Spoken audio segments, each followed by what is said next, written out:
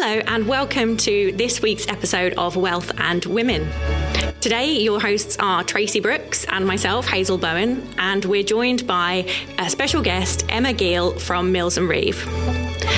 Emma has been a lawyer for 10 years and she is a principal associate at Mills & Reeve, specialising in wealth for private clients, typically clients with family businesses looking to pass on wealth, and also working with clients in special sectors such as sports and media. In addition, Emma is one of the LinkedIn legal influencers, which I'm sure will come up a little bit more today. So thank you ever so much for joining us, Emma.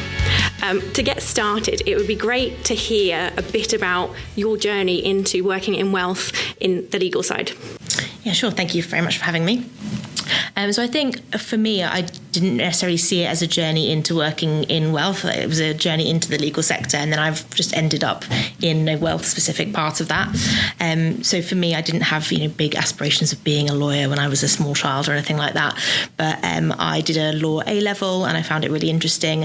I was studying kind of contract law and criminal law and things like that, but I found that interesting. So completely removed from what I do today. But I thought that was something I would like to learn more about. So I then applied to university to do a law degree, and then it just sort of happened from there. I then did the legal practice course. I applied for training contracts and kind of ended up where I am today. And that makes it sound like it was just a very smooth sailing journey, which isn't necessarily the case.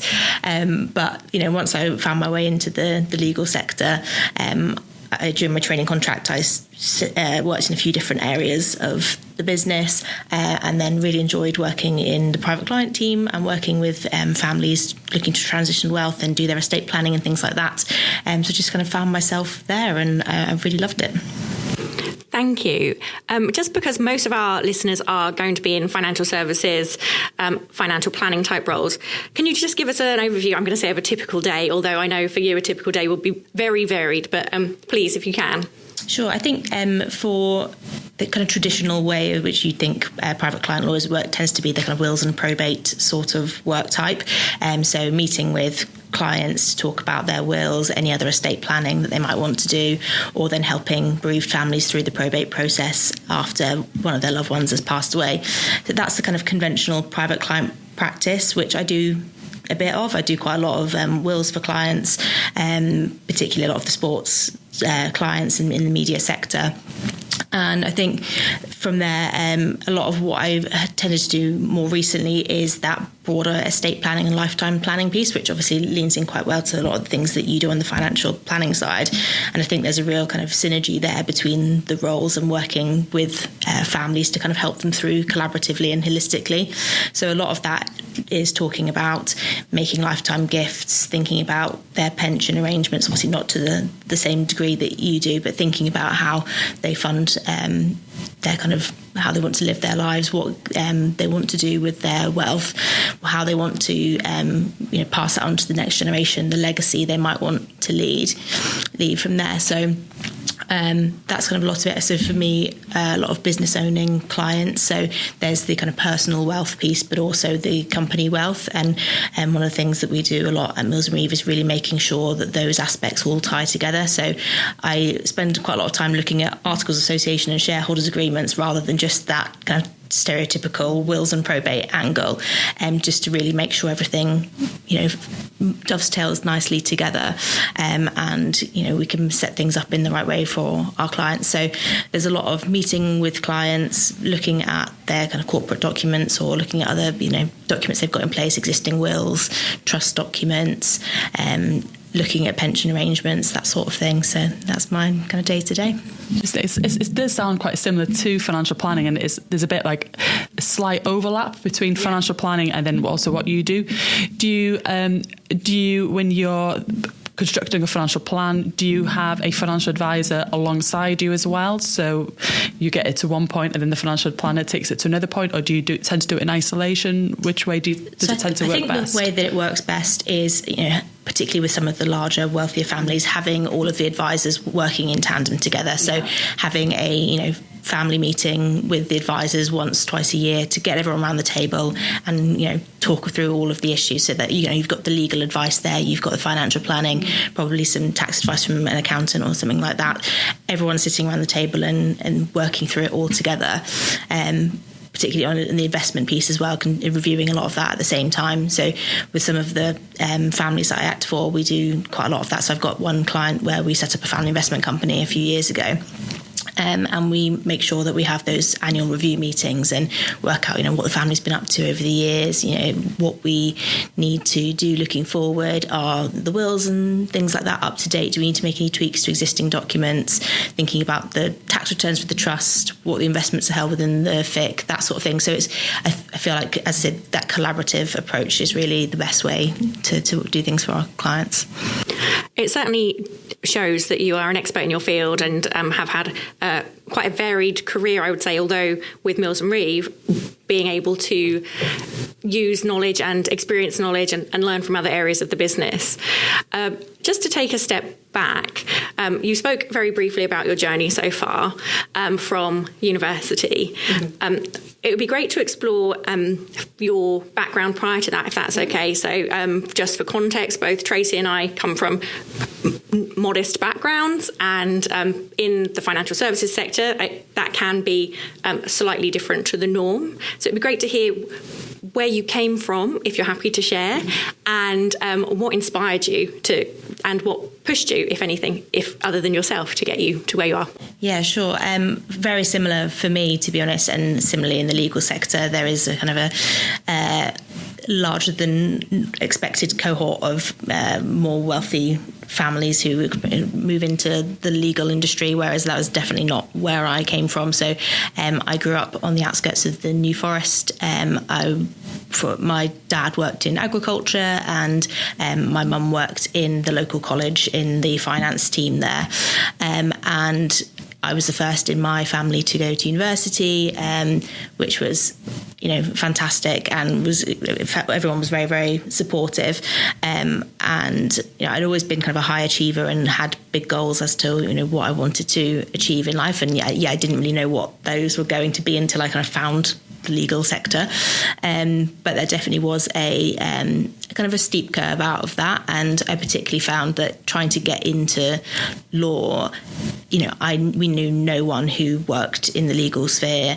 I had friends at uni who were doing work experience with daddy's friend in the city, and that sort of thing, and that was a real challenge to kind of overcome that and do what I could to get some experience, which literally included walking up and down the main road in Southampton where all the law firms are, and putting my physical CV into all of the little high street firms to get some work experience. And that worked out well for me. I managed to get a few bits and bobs, and then that gave me enough to get vacation schemes and things like that, and then get the training contracts. It was definitely a challenging period. So generally in the legal sector, at least when I did it, it's changing a bit now, but people would start applying for training contracts during your second year of university, because it's kind of a 2-year lead in. So you'd finish your third year, do the legal practice course, and then start your training contract. And so I must have applied for 40, 50 vac schemes and training contracts that year, and got a few vacation schemes, got a few interviews, but at the end of the summer, when everyone was kind of coming back into university talking about the offers for training contracts they received, I was sat there drawing a blank.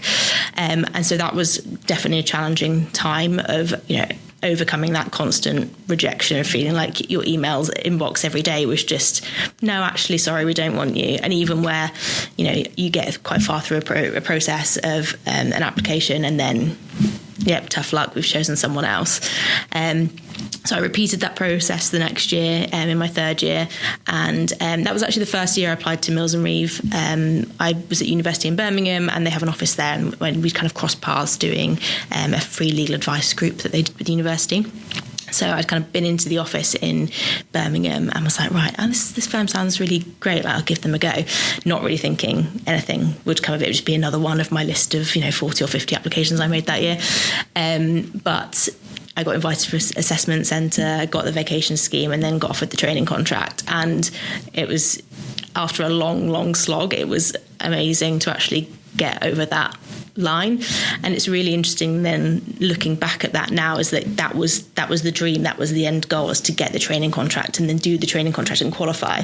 And in September I've been qualified for 9 years, but you kind of forget that all that stuff happens later. You're like, the goal is to qualify.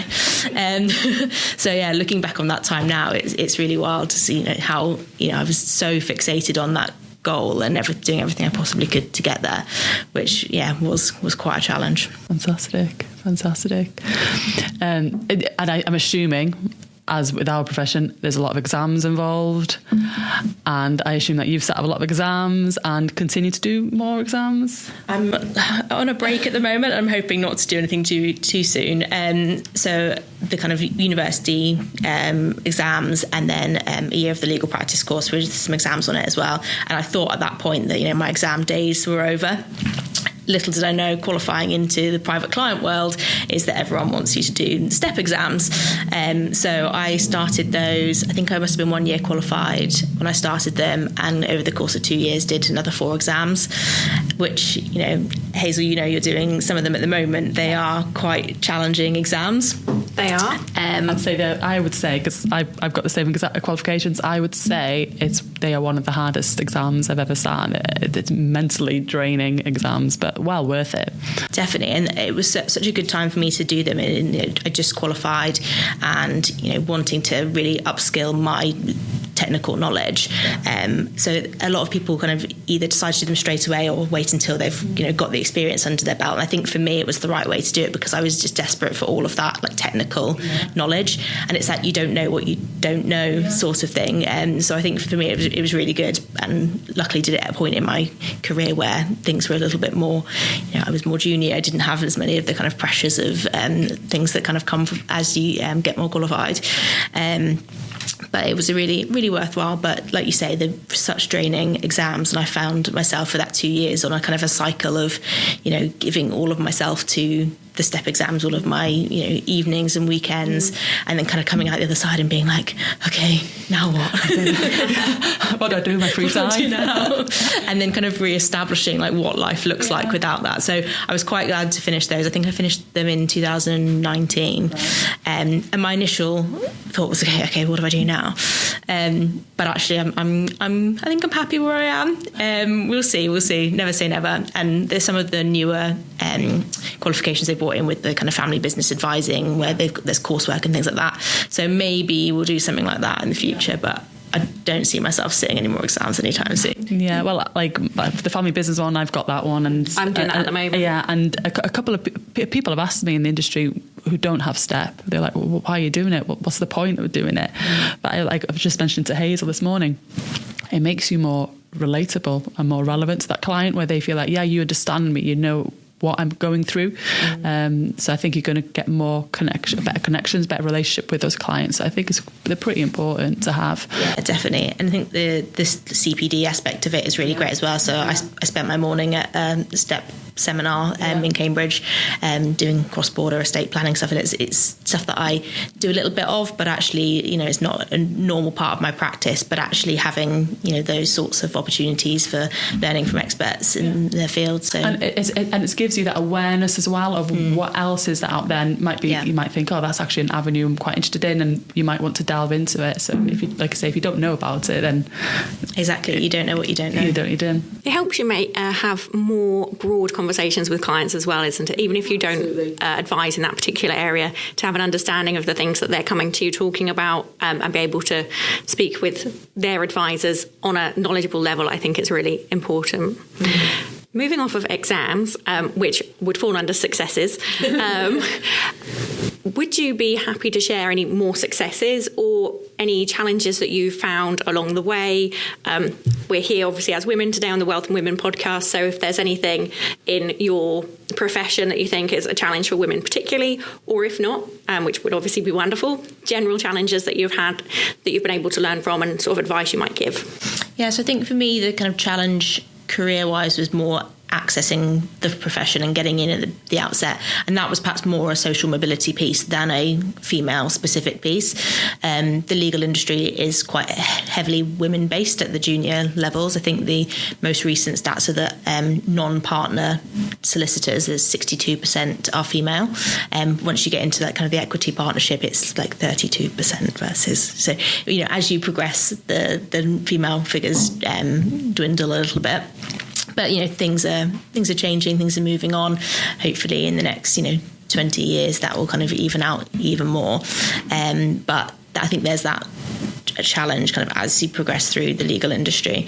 I think that's probably the main. Why is that, do you think? So I think it's probably historic in some degree, in that the people who are at the kind of the top of the equity at the moment would have qualified into the profession quite a while ago. So, the profession has changed quite a lot in that time. It's changed a lot in the 10 years I've been working as a lawyer. And I think obviously it's the classic challenge of childcare and going off and having children, making decisions about your career. And maybe a lot of people might choose that they don't want that kind of top ranking of, being a partner or whatever, and are quite happy to, do a great job for their clients, do fantastic things in their career, but don't need the kind of partner title. And actually it works better for them to be able to, have a little bit less pressure, but, have the flexibility to bring up kids and stuff like that, which, I think there's still a lot of people do want that extra level, and I count myself within that bracket. So that's my kind of aspiration. But, I think as time goes on, hopefully that'll change a bit more. And we'll see how that goes. And you said social mobility was a potential challenge accessing the profession. Have you seen that have any impact on you within the context of your profession, not specifically related to, your employer, but working with different types of clients, particularly wealthy clients? Does it impact because you're not mixing in those social circles, or are there any views that you come across that don't chime with your own? There probably are some clients who have different views on a lot of that stuff than I might, and so you kind of keep certain things to yourself, obviously. There have been some challenges in that respect, particularly where, clients are, as you say, wealthier and make decisions about their wealth and how they school their children and all of that sort of thing. I remember being asked by a client where I went to school, and I was like, well, he must be in university, because why would anyone have ever heard of my little school in, just outside Southampton? And so I was like, I went to university in Birmingham. He said, no, school. And I was like, what?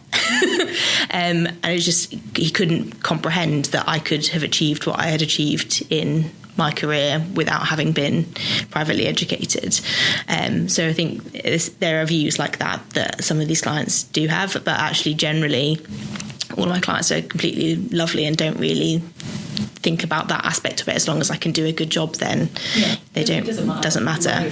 Exactly. Yeah. And I think it's the same on the kind of male and female piece as well, that I probably do have more old male clients than young female clients, but you kind of adjust your strategy depending on who you're advising. But I think it works quite well, and most clients these days don't really care. So it's good. As it should. Exactly. As it should. You touched on about, when you were saying about there's more women at the junior level and less at the top. And then one of them, it could be childcare or whatever. We've touched on it on a couple of episodes where we feel that maybe there might be. I was an example whereby I had my first child, I came back to work, and I felt the system in place for me to return back to work wasn't there, and I had to start from scratch. In your profession, do you feel that there is a system there to support women who do decide to have children, come back to work, and when they do come back to work, that they are supported to keep on focusing on their goal? I think so. I think, and it will differ from firm to firm. And I've only been at one firm, so I can only kind of really speak from that experience. But Mills and Reeve are fantastic with that sort of thing, having kind of mentors for people returning to work, fantastic support for working parents. And so it's not something that I, think will be too much of a challenge in the future for me. Obviously, it will be a challenge, but in terms of the firm will be very supportive. So, yeah. That's good. So, in terms of thinking about accelerating action, which is the International Women's Day theme, and this is our International Women's Day series, what do you think would be your top tips for either aspiring lawyers wanting to go into wealth or law generally, or businesses looking to attract, and I guess in your case in the law, not necessarily attract females, but support them further to get to partner if they want to? What are your top tips? So I think for people kind of getting into the profession and making their way through the profession, realizing that not every workplace is for every person, and so finding your tribe, I suppose, and the people that you fit well with. Different law firms have different stakes in terms of high pressure, long hours, that sort of thing. So kind of realizing that it doesn't have to be, wherever you end up or wherever you start doesn't have to be the forever place for you, and working out what your values are, what firms align with that, and finding your way into the right sort of place for you. Because I think probably particularly women, end up in a specific firm at the outset of their career. It isn't for them, but that doesn't mean the law isn't for them. That firm isn't for them. So I think that's probably a key one. I think one of the things that's really, really benefited me is kind of finding a mentor within your career area, and having someone who can kind of support you through that and champion you in the workplace, and that's been kind of fantastic for me. So I think kind of finding that sort of person can be really, really helpful. And what about a third one? I think for the third piece, it's again a more continuing one in that don't pull the ladder up behind you sort of piece. So that's a great bit of advice. I've had support, as I say, being mentored by various people, having the support from people further up the career ladder than me. I benefited from that, and I want to then pass that on. And as the juniors come in through, our trainees, newly qualified lawyers and things like that, making sure that I'm passing on that benefit to them, and it hopefully will compound over time. So I think that is probably a key point in driving that action for change, and we all just do that a little bit more with each kind of transition through our careers. But yeah. And that's such a transferable one. I'm sure, well, perhaps not in your career. In my career, I've definitely met people who have had that mindset that it was hard for me, so it should be hard for you. And it doesn't serve anybody. Giving yourself, and one, it's incredibly rewarding, isn't it, to give your time and your knowledge to other people. One, because you can see other people develop, and two, you realise how much you know and the value you can add, which we're not, as a gender, we're not that good at recognising how good we are. We don't realise how brilliant. We never take credit for how good we are. Well, exactly. And we touched on before, I definitely myself, I've struggled with imposter syndrome. I'm sitting in a meeting thinking, I shouldn't be sitting here.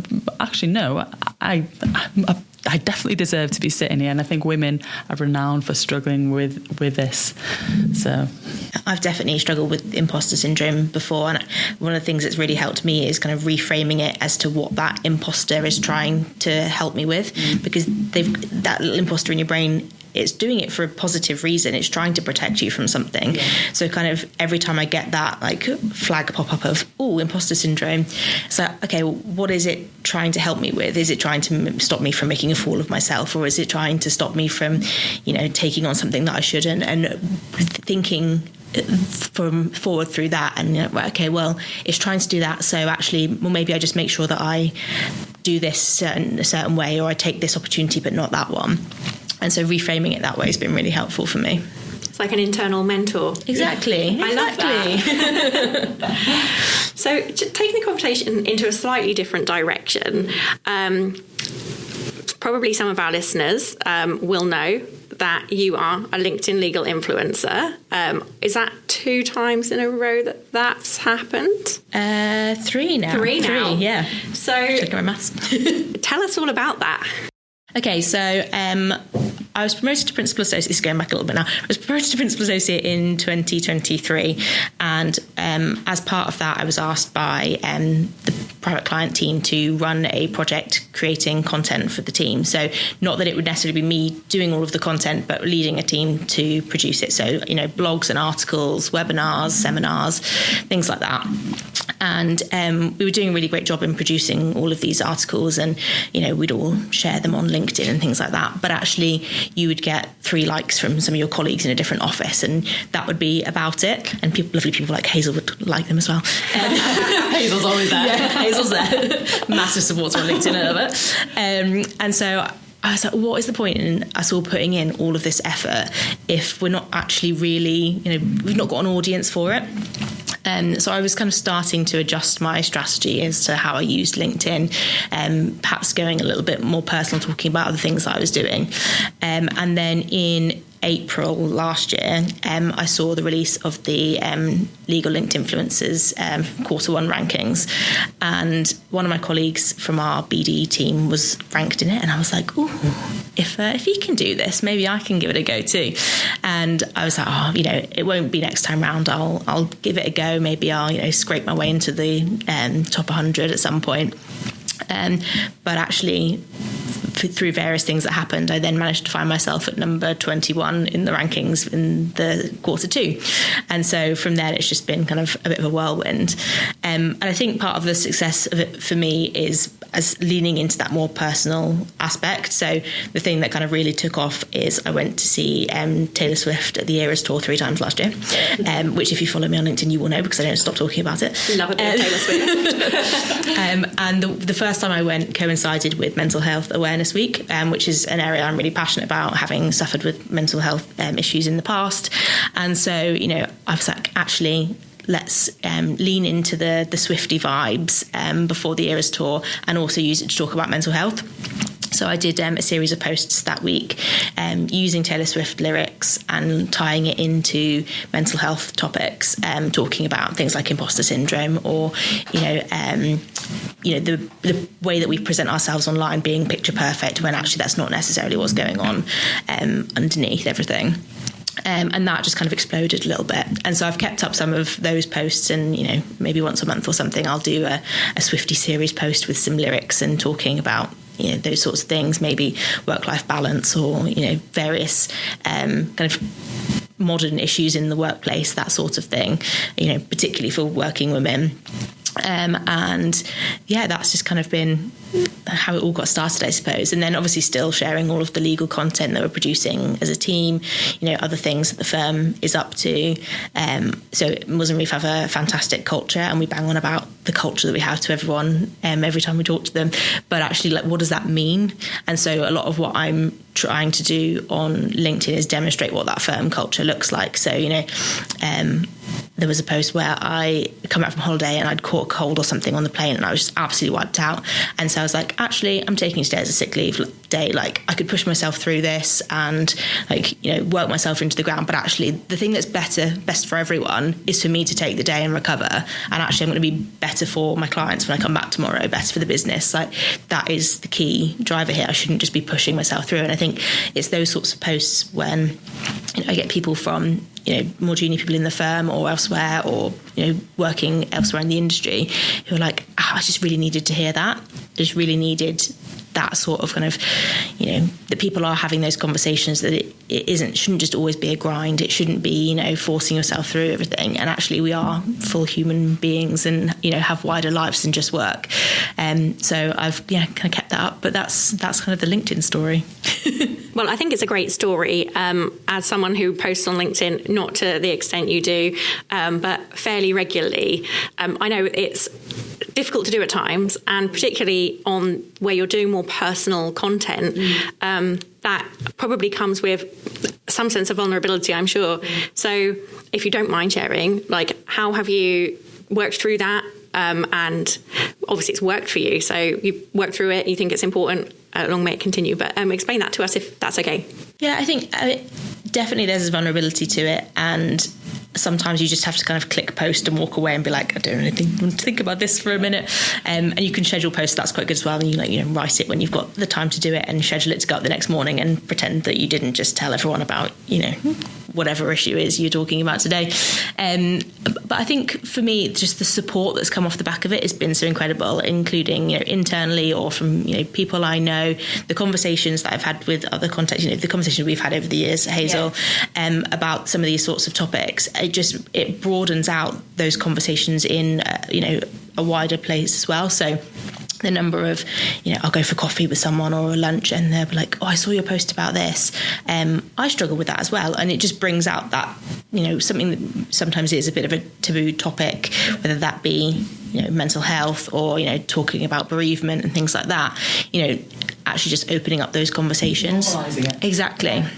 Which is great, because for all those people and for you, it will mean that instead of feeling completely alone, you realise that lots of people are not experiencing the same thing, but experiencing something that means that you can, as you say, talk about it, and a problem shared is a problem halved. Exactly. So I posted, as part of the original mental health posts ahead of the First Eras tour, I posted about my dad passing away, and so many of my colleagues commented saying that they were in similar boats. It's like, I know these people, I work with them every day, and I didn't know that they'd lost a parent, and that all these colleagues were in their kind of 20s and 30s, so it all happened to them at quite early stages in their lives and careers.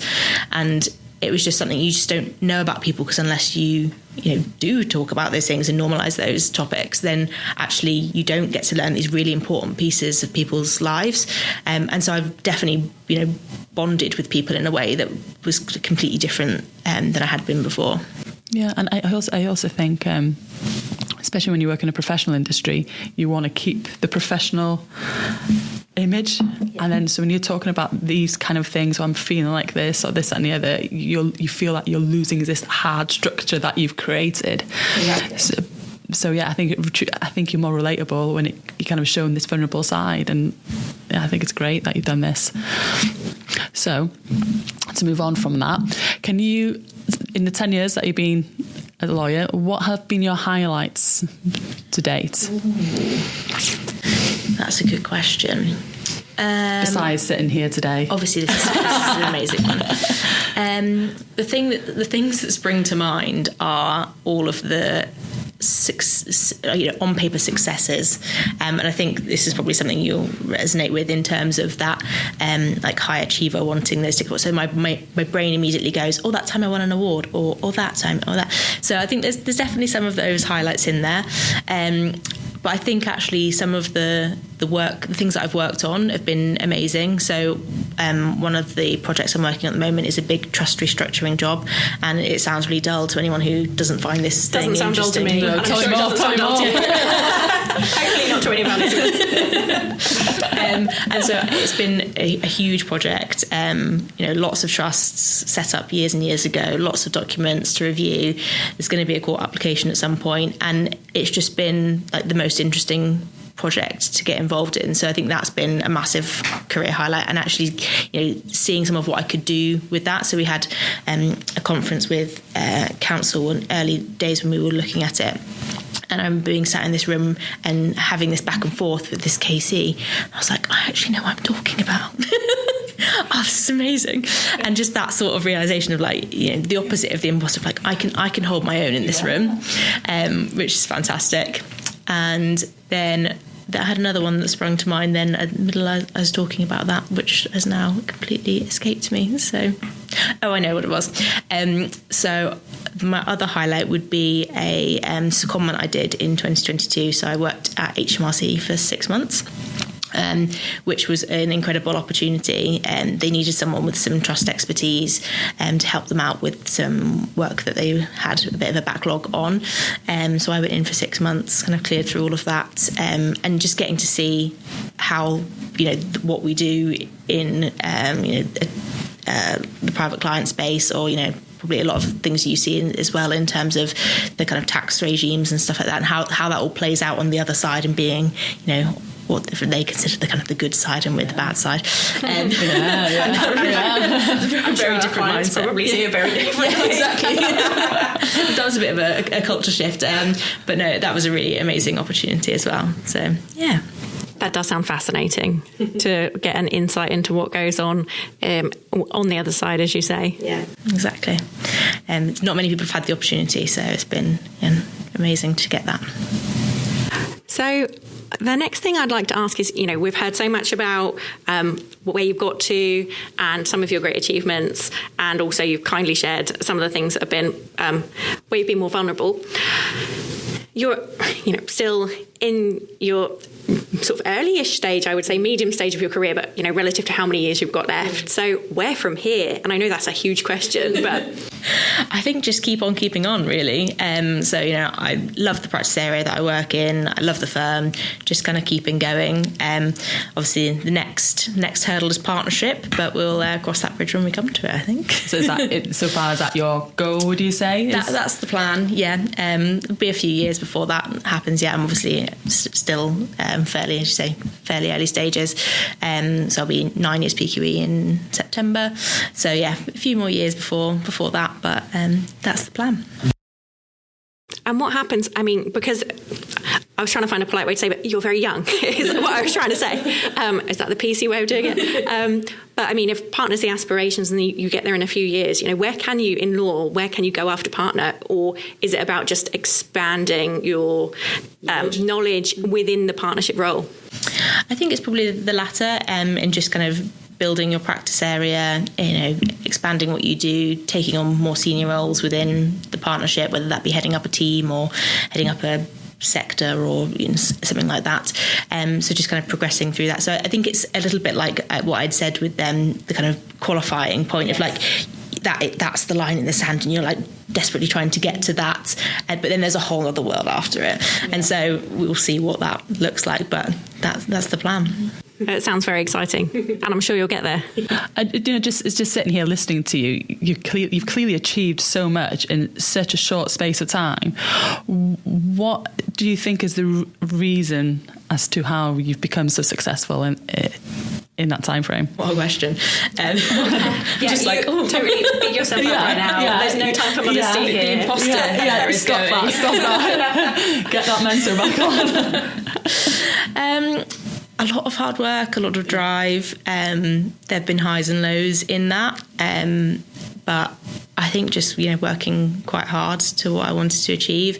I've always been that way inclined from being a small child, always wanted to kind of get the high grades and achieve and cross all of those kind of, thresholds and whatever you're doing. But so, yeah, I think just a lot of that, really. I've had some fantastic support from people along the way, and family obviously being completely supportive.